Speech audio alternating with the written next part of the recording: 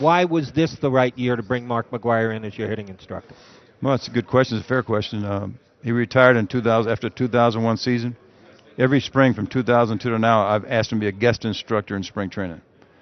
And one of the reasons he said no, because he and Stephanie have been raising these two young boys, Max and Mason. And if you're around them, you'll see what a great job they're doing. I mean, so the kids are loving their daddy and their mama, and they spend a lot of time together.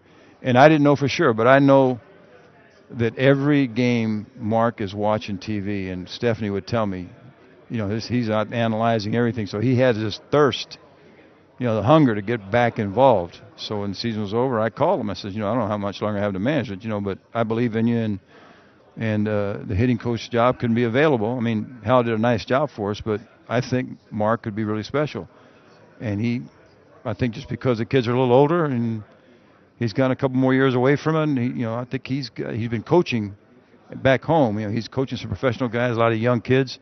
And I think some of your players as well. A couple of our guys, right? So the coaching thing is really bitten him, and he wants to do it. He has a lot to contribute.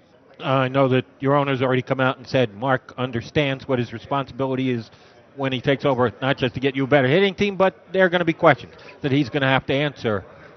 Who went through it with him? Was it you? Was it your general manager? Was it your owner? Was it a group who said, Mark, we want you, but we've got to ask this question ahead of time, and we want to discuss it before you have to discuss it with the media? How did it come down that you decided here's the way that's best going to handle it so we can do it, get it put to bed, and move on with the business of playing baseball? Well, I've made it 100% clear. It was totally my call.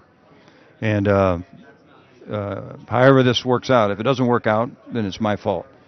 The general manager, John Mozeliak, the owner, Bill DeWitt, chief owner, they both took me in my trust that Mark was the right guy for the job and we could make it work, and he would, whatever he speaks publicly, it would work out. In fact, I'd have been disappointed if they had said, no, we don't believe you.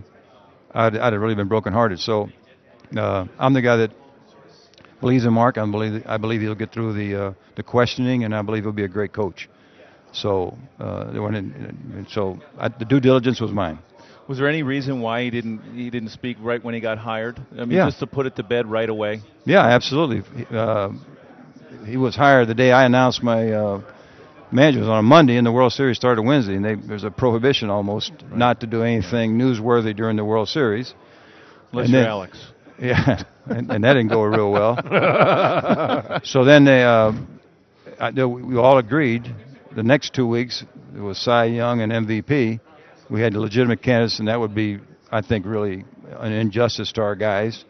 And now we're here, and I think it's going to happen, sooner rather than later now, because you got Christmas. We don't have to wait that long, so I think it'll happen soon. But you think it'll happen before Christmas? I'm hoping that it does. They're working it out.